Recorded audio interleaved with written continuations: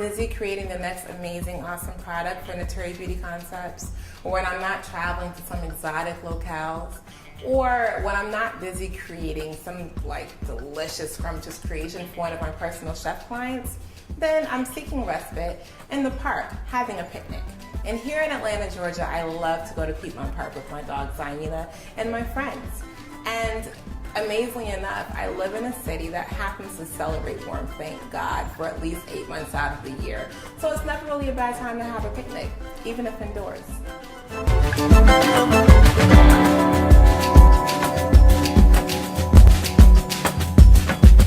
Two Christmases ago, I spent the Christmas in Florida to go visit my Auntie Pat and my best friend Sarah, Uncle Bob, and my mom. And so we were there, we're having a great time, and my Auntie Pat made this killer dip. It was so good. So I want to share it with you guys. It's a avocado hummus. So imagine guacamole and traditional hummus mixed together. Really delicious. We're going to start with a can of garbanzo beans, also known as chickpeas. Put the chickpeas right into the food processor. And these chickpeas have been rinsed and drained. And in that, we also want to take a little bit of olive oil, make the processing a little easier. So drizzle a little olive oil on there. And then we're also going to take a lime. Half a lime is good. You can add more though if you like the seasoning, it's fine. Juice this lime. Get it in there good. Oh my goodness. Speaking of visiting my mom for Christmas, this is actually my mother's citrus squeezer, and I love it. It's the best. So pour some of that lime juice in there. Go ahead and put on our top. Get in there nice. I can never figure out how to close these things. It's hilarious, and I've owned this forever, right? You think I know by now. So we're just gonna pulse it a little bit until I get the desired texture I want. Sorry, I'm gonna break that. And remember, if it gets too thick, all you have to do is add a little bit of olive oil to kind of thin it out and help it. All right, let's check on this. This is a nice texture. So as you can see, it's not too creamy. There's still a little bit of chunks in there. So I want it just like that. But again, it's up to you. You know, like you're the maker of this. So and remember to always turn your food processor off while you're removing the actual container. But again, you know, it's up to you however you want. It doesn't have to be creamy. It doesn't have to be chunky. It's just a matter of personal taste. In this case, for me, texture is everything, you know? And when you're making this cool avocado hummus, thanks to my Auntie Pat, you know, we do what you feel. So now I have my chickpeas in there nicely mashed with the lime juice. I can actually smell it. And chickpeas smell so nice when they're mashed and just kind of, you know, broken down. Gonna take this avocado here, have a nice avocado. Go ahead and peel it and just scoop this out. You know, it's interesting, like I have not quite figured out the trick to getting the avocado out easy without it being like a mess, right? So already my hands are green, but what's the fun in cooking if you can't get dirty? You guys know the best way for me to take off the skin and it not be all messy. Visit me on my blog, www.naturibeauty.com. Exactly, a mess. And please share with me, because clearly, you know, while I love cooking, while I love food, I can always use some extra help, you know? That's the whole point of it, it's just growth. I'm gonna cut these a little chunky. Not, you know, too chunky, but a little chunky. Again, I just like it when I dip my chips in this amazing avocado hummus dip. I just like to like bite down, you know, and like have to chew something. I don't wanna just instantly swallow. So I'm gonna take my chopped tomatoes and add them in here. I'm not sure if I'm gonna use them all. Sometimes it just depends on how I feel. Like, am I feeling really tomatoey or what?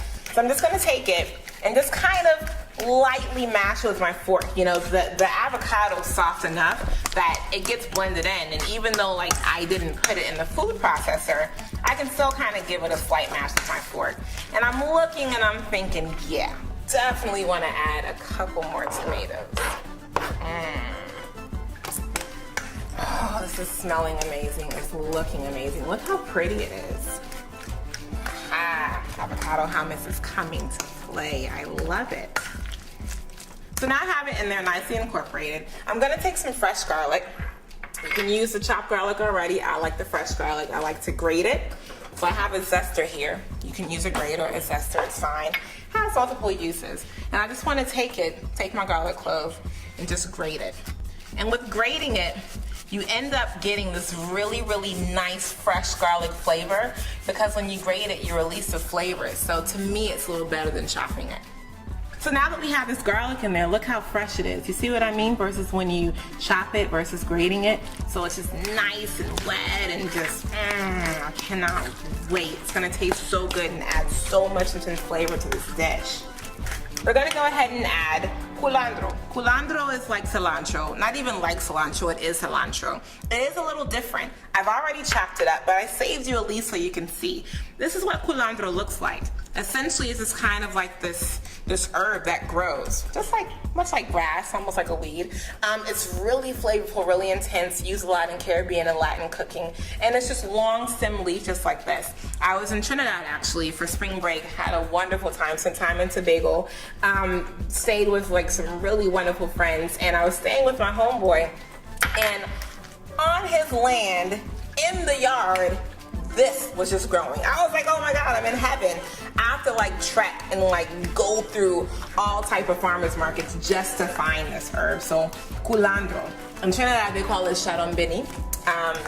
Culantro, Asian cilantro. It has several names, but this is what it is, and it has a really, really intense flavor. So it's not the other cilantro that looks like parsley. Now you can add salt and pepper to this.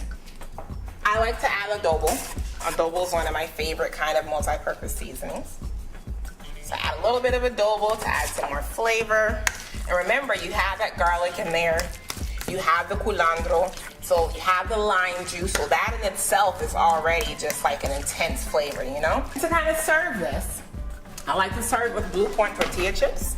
So I'm just gonna take my culantro here.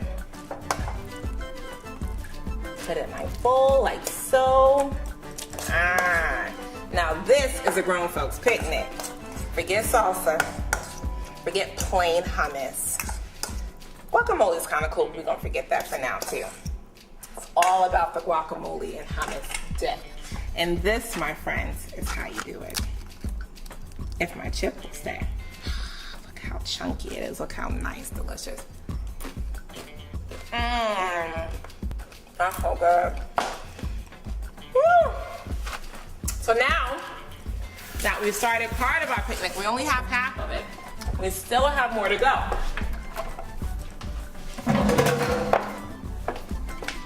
Over here, I have the Grown Folks PB&J. And you're probably wondering, what is a Grown Folks PB&J? Well, it's an adult take on the childhood favorite, peanut butter and jelly. I like croissants, Grown Folks bread. Forget the little regular bread. You know, you can get rolls, you can get any type of bread you like, whatever. I like croissants. What I've taken is I've taken some strawberries and I've cut them up in little small pieces and marinated them in a little sprinkle of sugar and agave nectar. So this is kind of serving as like our jam or jelly, and it's fresh. And then I have almond butter, which I love. You can use peanut butter, there's hazelnut butter, there's all type of different butters. So what we're gonna do is we're just gonna take our bread, all right? And we're gonna take our croissants, put a little bit of our butter on there. And here I have some whole wheat croissants. You can use whatever you want though, again, like no one's judging you, you know? You just get what you want. Get a spoon here. Take some of our strawberries. Just kind of place that right on top of that almond butter, and voila, there's one sandwich. So I'm gonna go ahead and I'm gonna finish these sandwiches. But again, I thank you so much for tuning in. As always, I love your support. I'm so glad that you've tuned in. And for this recipe and more, please visit www.naturibeauty.com and continue to join me as we journey, nourish, nurture, and grow.